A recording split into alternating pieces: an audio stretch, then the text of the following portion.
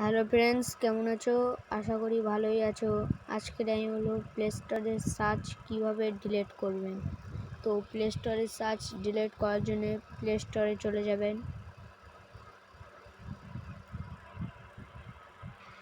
তো আগেই দেখে নিন আমার কত সার্চ আছে। তো এইগুলো ডিলিট করার জন্য লোগোতে ক্লিক করবেন। লোগোতে ক্লিক করার পরে এখানে সেটিংয়ে ক্লিক করবেন। তো এখানে ক্লিক করবেন, তারপরে এখানে ক্লিক করবেন।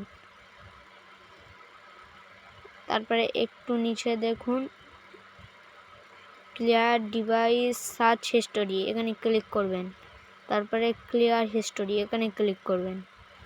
তো এবার দেখুন আমার কিছুই সার্চ নেই, সবই উড়ে গিয়েছে, ডিলিট হয়ে গিয়েছে।